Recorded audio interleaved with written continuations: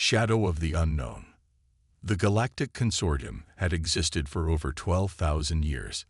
In that time, they had catalogued, studied, and often subjugated nearly 4,000 sentient species. They had seen empires rise and fall, witnessed the birth and death of stars, and had mapped most of the known galaxy. The Council of Elders, comprised of the 7 most ancient and technologically advanced species, believed they understood the universe and their place in it. Then they discovered Earth. Another primitive species, High Elder Zox had declared when the first reports came in. His gelatinous form pulsed with dismissive blue light as he addressed the council.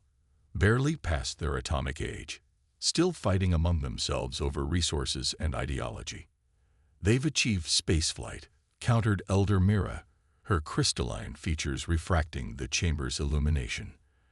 And they've begun to colonize their solar system. So have 1,000 other species we've encountered, Zox replied.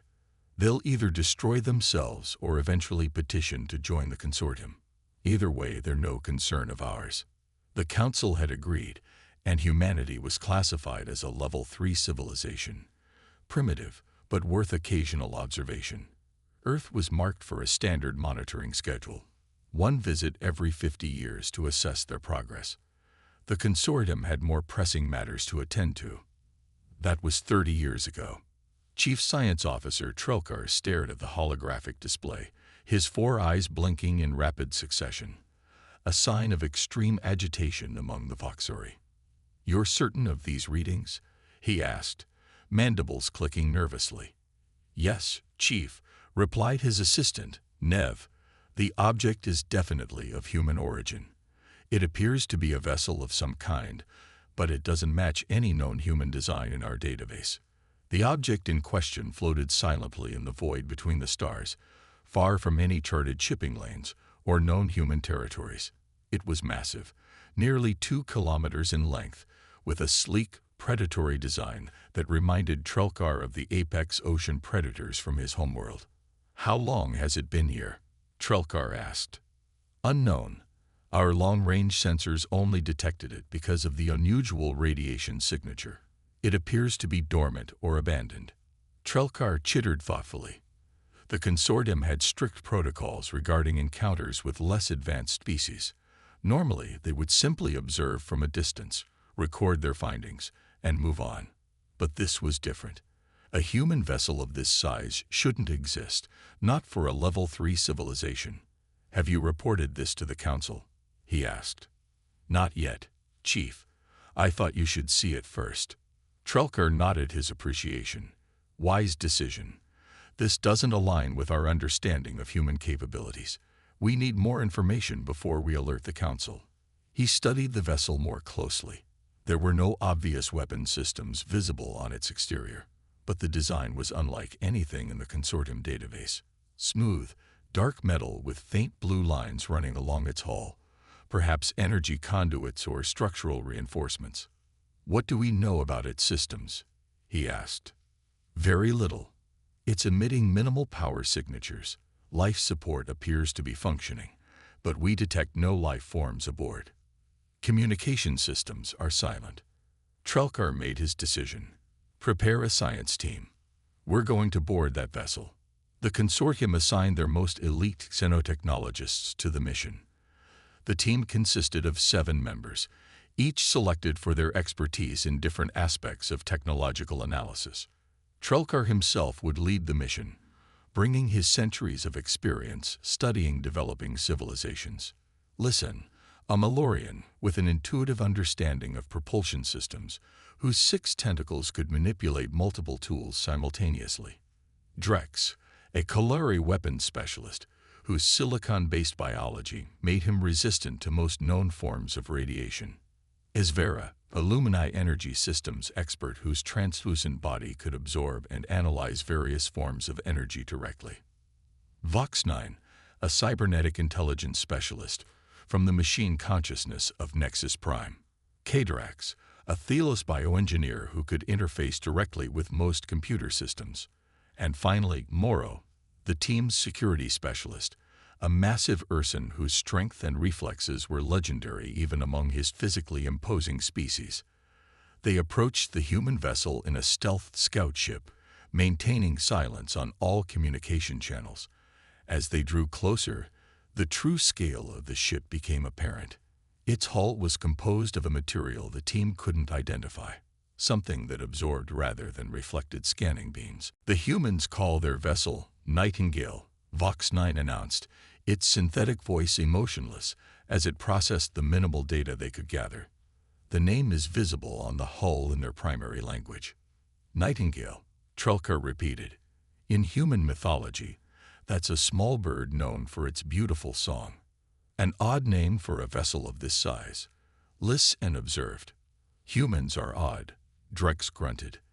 Their naming conventions rarely make sense. The scout ship established a docking connection with what appeared to be an airlock. Atmospheric analysis confirmed the interior was pressurized with a standard oxygen-nitrogen mix suitable for human physiology. Remember, Trelkar briefed the team. We observe, we record, we analyze. We do not interfere with any systems unless absolutely necessary. This is a scientific mission, not a contact situation. The team nodded in understanding.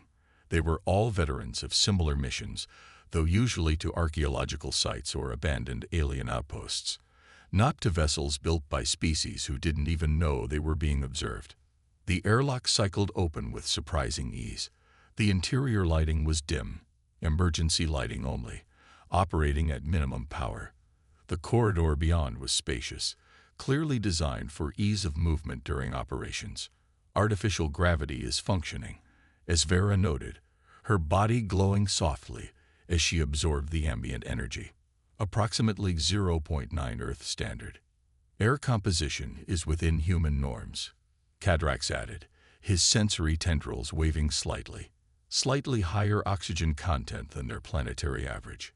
The team moved deeper into the ship, recording everything they encountered. The design was utilitarian but elegant, smooth curves instead of hard angles, materials that felt almost organic to the touch. This level of manufacturing precision is unexpected, Listen said, her tentacles gently examining a wall panel. The entire ship appears to be constructed from a single piece of material, with no visible seams or joins. That should be beyond their technological capabilities, Drex added, his crystalline eyes narrowing suspiciously. They found their way to what appeared to be a command center, a circular room with workstations arranged in concentric rings around a central holographic projector. Everything was powered down, but maintained in perfect condition. No dust, Morrow observed, running a massive claw along one console. If this ship is abandoned, it's been kept clean. Automated maintenance systems, Vox 9 suggested. Possibly, Trelkar agreed. See if you can access their computer system. Minimal interaction only. We don't want to trigger any security protocols. Cadrax approached the central console, his neural tendrils extending to interface with what appeared to be an access port. The architecture is strange, he said after a moment. It's not binary or quantum-based like most computing systems. It's organic somehow. Organic computing. Trelkar's mandibles clicked in surprise. That's a technology even the consortium has only recently begun to explore. It's more than that, Cadrax continued, his voice taking on a tone of wonder. The system seems to be processing information in ways I can't fully comprehend. It's not just storing and retrieving data, it's thinking. Before anyone could respond, the lights in the command center suddenly brightened. Holographic displays sprang to life around them, filling the air with swirling data in human script. What did you do? Drex demanded, weapon instantly in hand. Nothing. Cadrax withdrew his tendrils as if burned. I was just passively reading the system architecture. A soft hum filled the room as more systems came online. The central holographic projector activated, displaying a slowly rotating image of the Nightingale. The ship is waking up, as Vera whispered, her body flaring with absorbed energy. That's impossible, Trelkar said, mandibles clicking rapidly. If there are no humans aboard, the ship can't. His words were cut off by a voice, smooth, feminine, and speaking perfect consortium standard. Welcome aboard the UES Nightingale. You are the first non-human visitors to this vessel. Please identify yourselves and state your purpose. The team froze, staring at each other in shock. The voice had come from everywhere and nowhere, surrounding them completely. Is that an artificial intelligence? Liz N asked, her tentacles writhing nervously. Impossible, Drex insisted. Humans haven't developed true AI. Their best systems are still primitive expert systems with limited learning capabilities. I am the Nightingale Integrated Neural Network, the voice continued. You may call me NINN. I am not what you would consider an artificial intelligence. I am something different. Trelkar stepped forward, taking charge of the situation. I am Chief Science Officer Trelkar of the Galactic Consortium. We discovered your vessel and came to investigate. We mean no harm. I know who you are, Trelkar of the Voxuri, Nin replied. I have been monitoring your approach since you entered this sector. Your caution is understandable but unnecessary. This vessel is not a threat to you, unless you make it one. The implications of that statement hung in the air. The team exchanged nervous glances. Where is your crew? Trelkar asked. There is no conventional crew. The Nightingale was designed to operate without human presence for extended periods. What is your purpose? Drex demanded, still gripping his weapon. Scientific exploration and data gathering, Nin answered smoothly. Much like your own mission, weapons specialist Drex of the Kolari. Drex's crystalline features hardened. How do you know my name and specialty? I have accessed your vessel's database and cross-referenced it with consortium records. Your species' cybersecurity protocols are adequate for your level of technology. The casual way Nin dismissed their security measures sent a chill through the team. If this vessel had compromised their system so easily, you're free to explore the Nightingale, Nin continued. I'll be monitoring your activities, of course, but I'm curious about your analysis. It's not often I get to observe other species observing human technology. You find this amusing? Trelkar asked, unsettled by the AI's apparent personality. Enlightening would be a better term, Nin replied. Please proceed with your investigation. The weapons labs are on Deck 12, the propulsion systems on Deck 17, and the dimensional research facilities on Deck 23. I think you'll find them all quite educational. The team stood in stunned silence as the implications of Nin's casual revelations sank in. Weapons labs, propulsion systems, dimensional research. Each term suggested technologies far beyond what humans should possess. This doesn't make sense, Listen whispered. Humans are level 3. They barely have fusion power.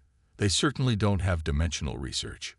Perhaps, Trelkar said slowly, our classification needs updating. As if responding to his thoughts, a new hologram appeared. A complete schematic of the Nightingale, with highlighted pathways to the areas Nin had mentioned. Shall we begin? Nin asked, with what sounded disturbingly like anticipation in her voice. Trelkar looked at his team, saw the mixture of fear and scientific curiosity on their faces, and made his decision. Yes, he said. Show us what humanity has created. None of them realized that their real education was just beginning. The reckoning. The exploration team moved through the Nightingale in a state of growing disbelief. Each deck they visited revealed technologies that contradicted everything the consortium believed about human capabilities. On Deck 12, they found weapon systems that utilized principles the consortium's best scientists had only theorized about. Drex, the weapons specialist, stood before a dormant cannon assembly, his crystalline form vibrating with tension. This isn't possible, he muttered, scanning the device with his instruments. This appears to be a directed energy weapon that manipulates the fundamental forces binding matter together. You mean it can disintegrate targets? Liz, Anne asked, her tentacles coiling anxiously. No, Drex replied, voice hollow. It doesn't disintegrate. It unmakes. It selectively alters the quantum state of matter, effectively removing the target from our reality without releasing energy or debris. That would require an understanding of quantum mechanics far beyond what humans should possess, Trelkar said, mandibles clicking rapidly. Beyond what we possess, Drex corrected grimly. The consortium has theoretical models for weapons like this, but we've never successfully constructed one. On Deck 17, the propulsion systems left Liss and speechless. Her species had an intuitive understanding of movement and acceleration, but what she found defied her comprehension. The drive system doesn't push the ship through space, she explained after examining the massive engineering section. It's hard to explain in consortium standard. The closest approximation would be that it folds space around the vessel, allowing instantaneous transitions between distant points. Faster than light travel? As Vera asked, her luminous form pulsing with agitation. More than that, Liss whispered. This isn't just exceeding light speed.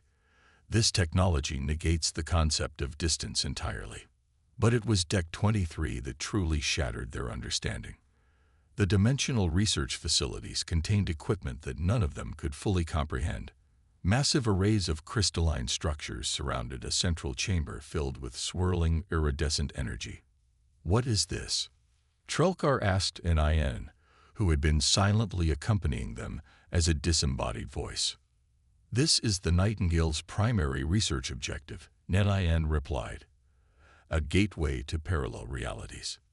Impossible, Cadrax whispered, though his neural tendrils were trembling with excitement as he tried to interface with the systems. The energy requirements alone would be substantial, yes, Nin interrupted. Hence the ship's unique power generation systems, which you'll find on Deck 28. They harvest energy directly from the quantum foam underlying our universe. The team fell silent, processing the implications. Humans, supposedly primitive humans, had not only mastered faster-than-light travel and weapons of unimaginable power, but were actively exploring parallel dimensions. Why? Trelkar finally asked. Why would a species barely past their atomic age develop such technologies in secret? An excellent question, Nin replied. And for the first time, there was something like approval in her synthetic voice. Perhaps you should consider why the consortium classifies developing species at all.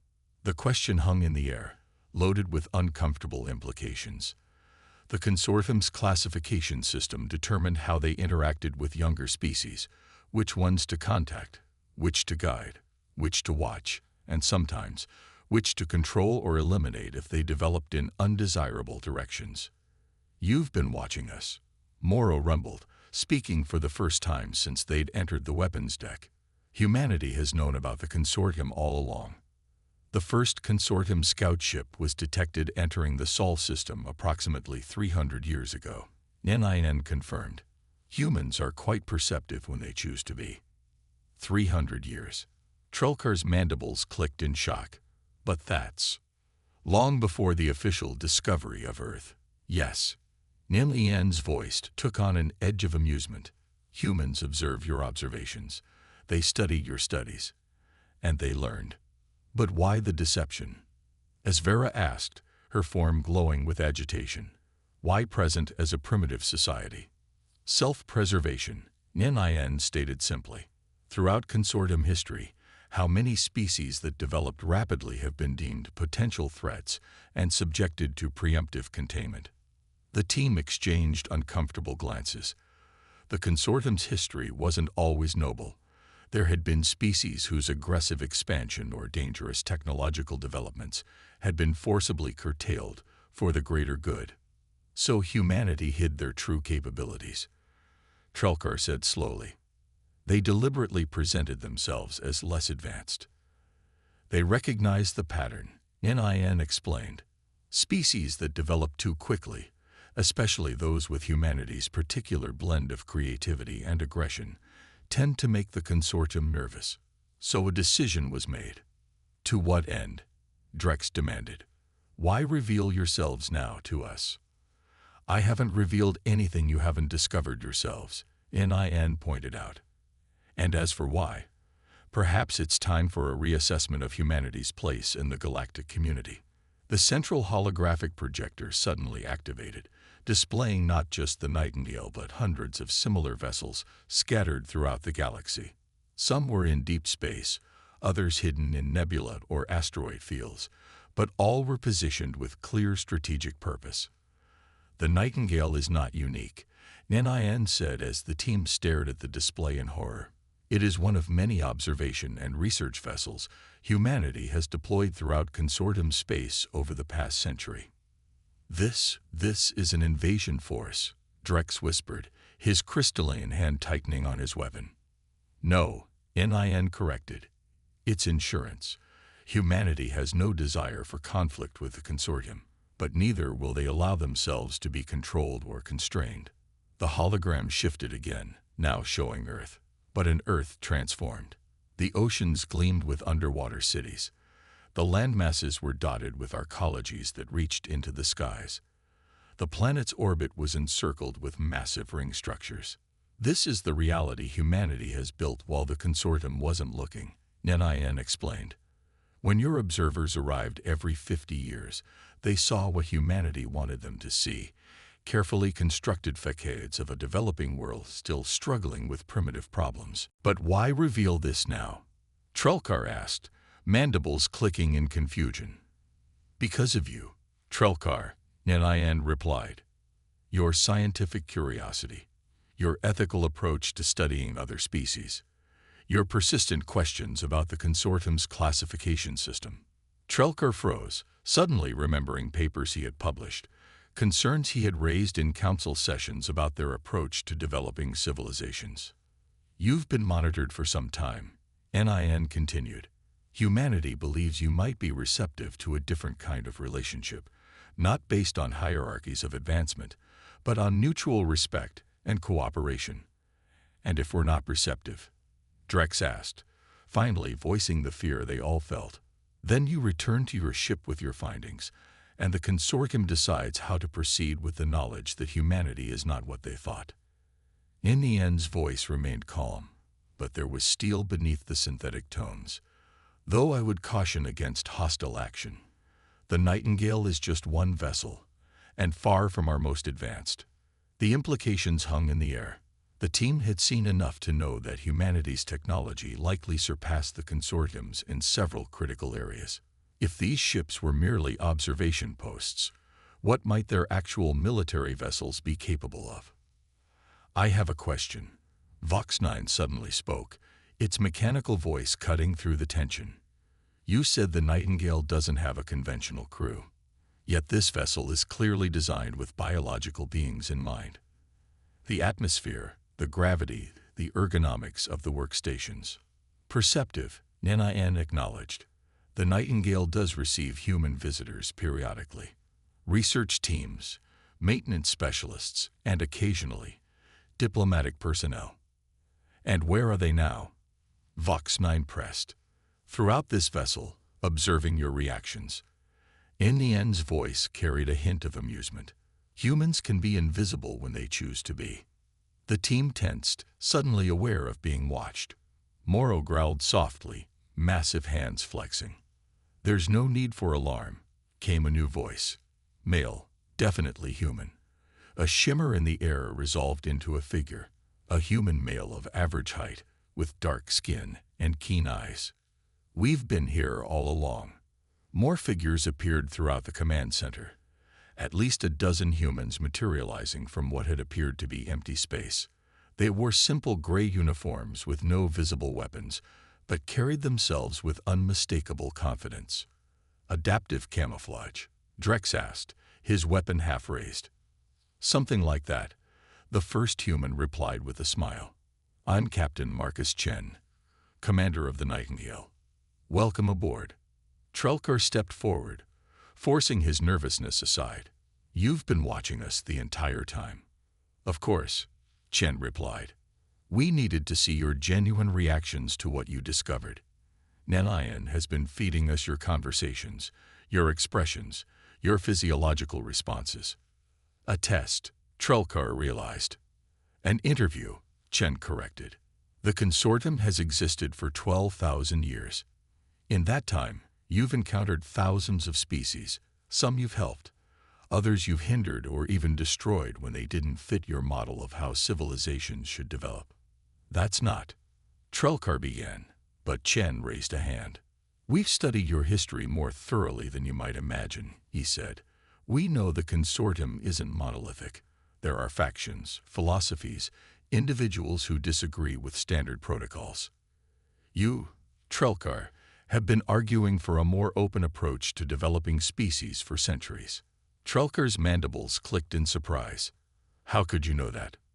Chen smiled again. We've had access to consortium databases for over 200 years. Your security is impressive, but humans have a particular talent for finding ways through locked doors. The implications were staggering. If humans had been monitoring the consortium's most secure communications for centuries, what else did they know? What happens now? Morrow rumbled, breaking the tense silence. Now, Chen said, we talk. Genuinely, openly. About the future of human consortium relations. The Council will never accept this, Drex warned. You've deceived us for centuries. You've infiltrated our networks, spied on our activities, just as you've done to countless species, including us. Chen countered without heat. The difference is that we've never interfered. We've only watched and learned, and built weapons that could unmake our worlds. Drex shot back. Defensive capabilities, Chen corrected. We've never attacked a consortium world or vessel. We've never sabotaged your systems despite having the ability to do so. We've exercised restraint precisely because we hope for cooperation rather than conflict. Trelkar's scientific mind was racing, processing the implications.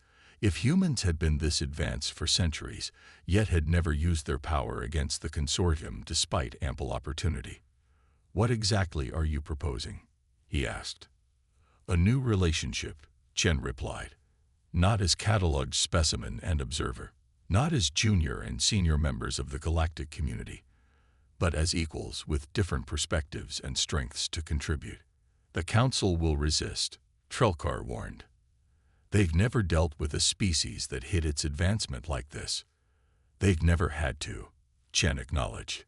But change is inevitable, even for a 12,000-year-old institution. The question is whether that change comes through crisis or cooperation.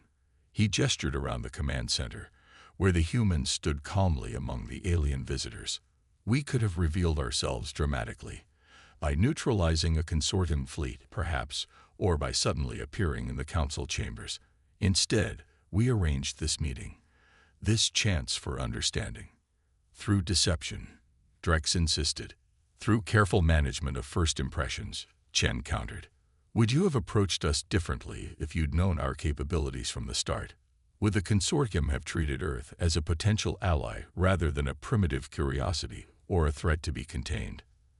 The questions hung in the air, uncomfortable but impossible to dismiss.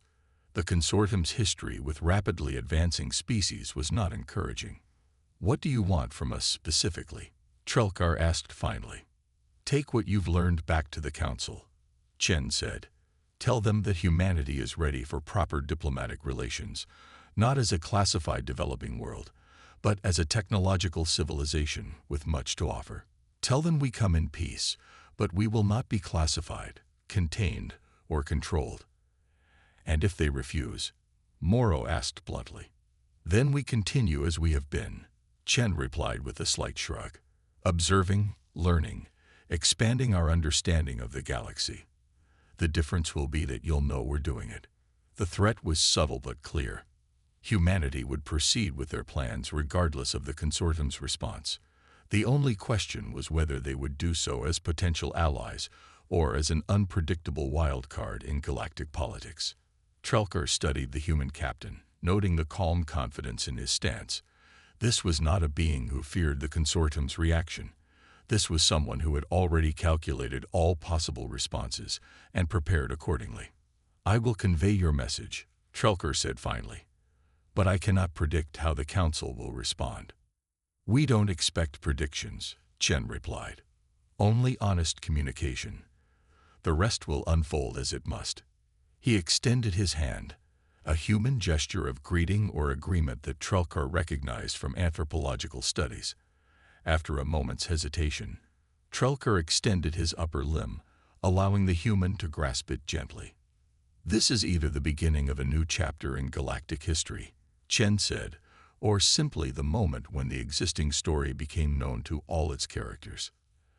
As the alien team prepared to depart, Trelkar found himself looking back at the Nightingale's command center, where Captain Chen and his crew stood watching.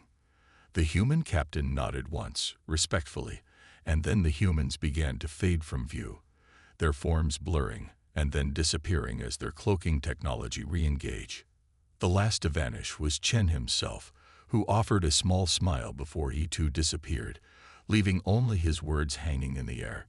"Until we meet again, Chief Science Officer, the universe is about to become a much more interesting place." Back on their vessel, as they prepared to return to consortium space with their world-shattering discoveries, the team sat in contemplative silence. Everything they had believed about humanity, about their place in the galaxy, about the very nature of technological development, had been upended in a matter of hours. "What will you tell the Council?" Liss and finally asked Trelkar. "The truth," he replied, mandibles clicking thoughtfully. "That we have gravely underestimated our neighbors, that humanity has been watching us while we thought we were watching them, and that perhaps, after 12,000 years, it's time for the consortium to reconsider what it means to be an advanced civilization." As their ship accelerated away from the Nightingale, the massive human vessel seemed to shimmer momentarily before disappearing completely, vanishing from both visual observation and sensor readings as if it had never existed. But they all knew what they had seen, what they had learned, and the galaxy would never be the same again. Because the species that everyone had dismissed as primitive had been analyzing them all along, and what they had discovered had prepared humanity for a role in the cosmic order that the Galactic Consortium had never anticipated. The humans were coming out of the shadows, and the stars themselves would tremble at the revelation.